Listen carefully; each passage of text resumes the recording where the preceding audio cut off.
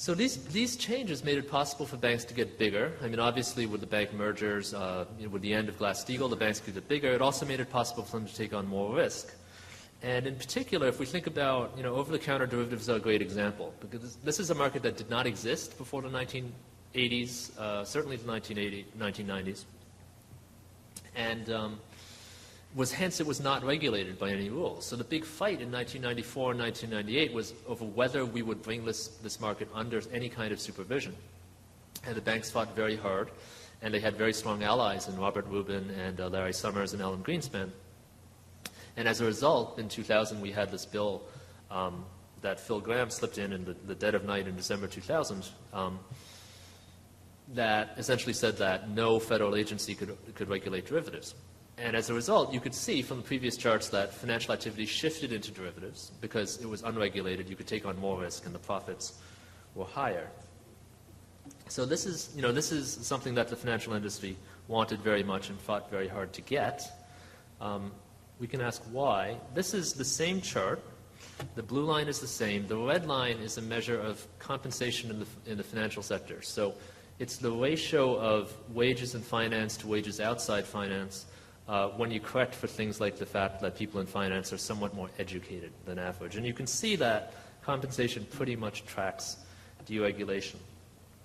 So, one of the principles of economics, again, is when you want to see why something happened, you should see who benefits. And in this case, it's very clear who benefited. It was the people in the financial sector themselves.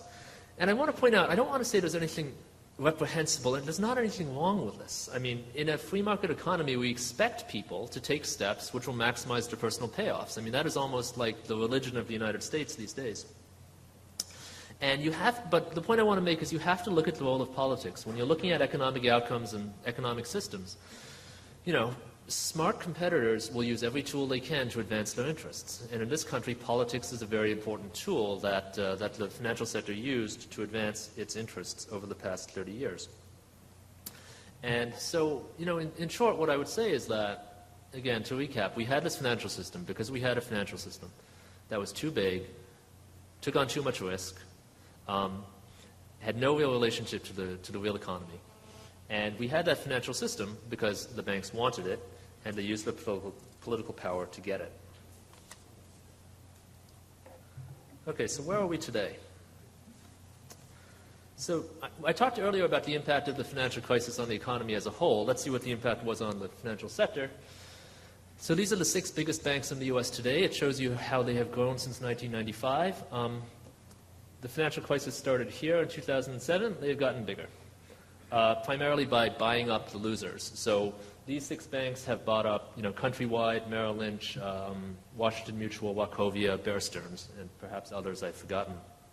So the market has gotten more concentrated. These banks have more pricing power. They can charge higher fees to their customers. And they are even more too big to fail than they were 2 years ago. And as a result, we have had business as usual. This is the profits chart. I've extended up through 2009. You can see a huge dip. This is the 4th quarter of 2008, and then this is the first half of 2009. So as we all know, the profits and the bonuses are back. Now, lots of bankers are unhappy. You read articles about bankers complaining about how they're being vilified and how, one banker talked about how the government was using Wall Street as a piñata.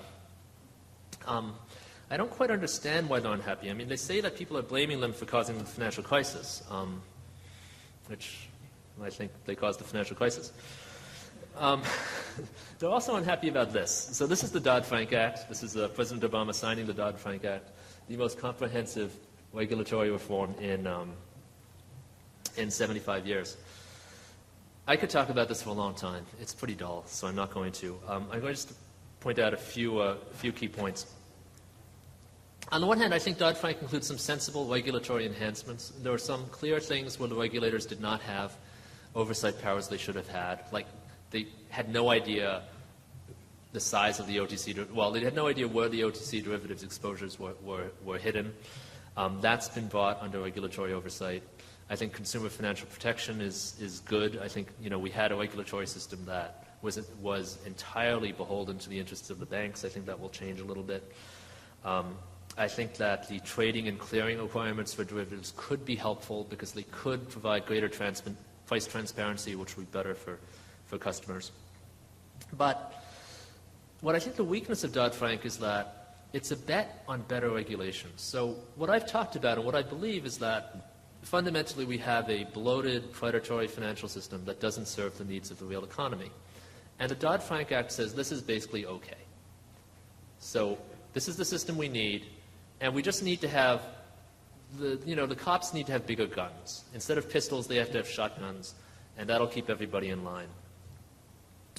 And I think this was, first of all, I think it was a missed opportunity for structural change. We actually had a big groundswell of support for real change in the country. And I think that two things happened. The administration was afraid. They didn't want to take the risk of a huge structural change in the financial system in the midst of a recession. And then secondly, the lobbyists were, the bank lobbyists were out in full force. So things like the Brown-Kaufman Amendment, which would have limited the size of banks, lost. The Volcker Rule got watered down. The Volcker Rule would have prevented banks from engaging in proprietary trading in hedge funds. It got watered down significantly. So essentially, I think we have the same system we had before with a little bit better regulation. Which brings me to the next problem, which is that what we did is we gave enhanced powers to a bunch of regulatory agencies, which for the most part, are the exact same agencies that failed calamitously in the last 15 years. So, I mean, what was most noted is we gave a lot more power to the Federal Reserve. The Federal Reserve pretty much was asleep at the switch for the last 10 years.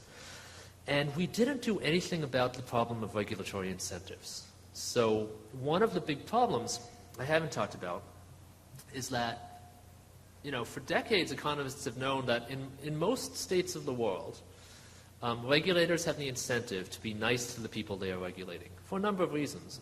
The most obvious, and I'm not saying this applies to everyone, but the most obvious is that the best way to maximize your long-term personal net worth as a regulator is to get a job with the companies that you're regulating, especially if those companies are on Wall Street. And again, in our free market capitalist society, we should expect people to do the things that will maximize their personal net worth. Then there are other factors like the fact that regulators generally get all their information from the companies that they regulate. So I don't think the bill does anything to change these incentives, and hence I am skeptical about the long-term ability of regulation to keep the system in check, and hence I think the system is unlikely to change significantly. Now, so I've talked a lot about investment banks, the financial crisis. I want to talk a little bit about what this means for you.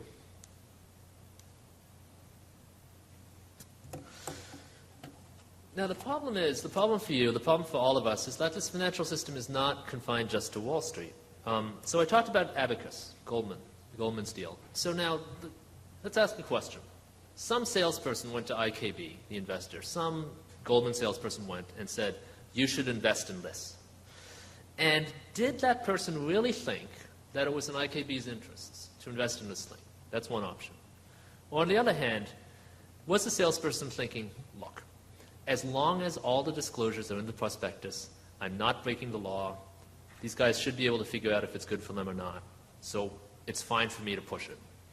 I think it's absolutely, almost certainly the latter that happened, right? So behind the shield of saying, well, as long as all the disclosures are in the prospectus, I can sell this and I can make my commission, they were basically pushing this deal.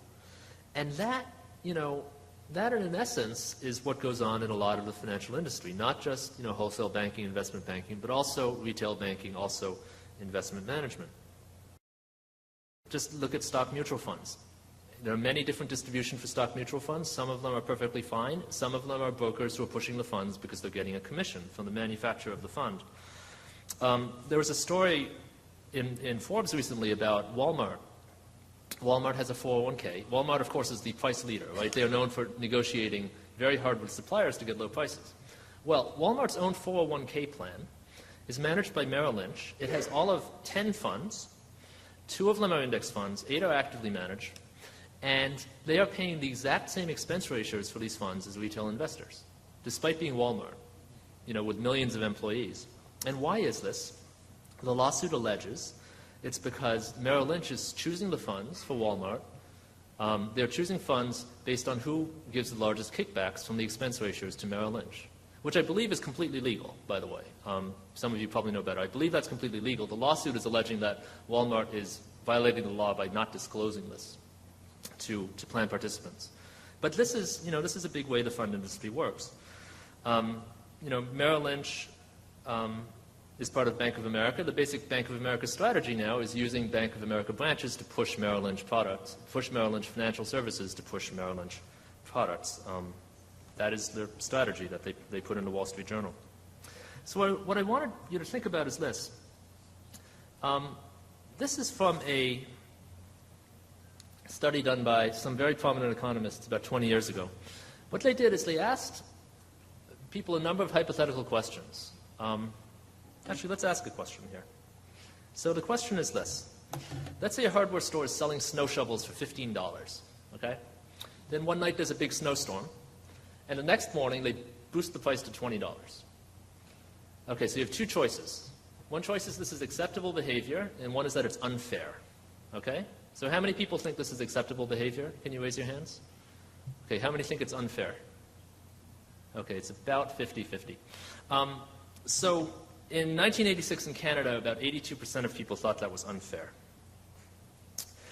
And so Kahneman and Knetch-Thaler asked a number of questions like this, and they distilled it to this. They said the cardinal rule of fair behavior is surely that one person should not achieve a gain by simply imposing an equivalent loss on another. Yet, what I would submit is that this is essentially what the financial system is all about. This is what proprietary trading is. This is what structured notes are. This is what abacus was. You're creating transactions where you want to make money by taking it out of the other person's pocket. And in fact, I would say this is the cardinal rule of the financial system, certainly the cardinal rule of Wall Street. This is a quote from The Big Short by Michael Lewis. Danny Moses is a hedge fund trader, and I have changed one word in this for purposes of decency. You can guess what word it is. When a Wall Street firm helped Danny Moses to get into a trade that seemed perfect in every way, he asked the salesman, "I appreciate this, but I just want to know one thing. How are you going to screw me?" And that, I would say, and I don't think anyone on Wall Street would argue with this as a characterization of how business is done. But I think that, what you need to bear in mind is this is not just the way Wall Street investment banks work. This is how large parts of the financial sector work.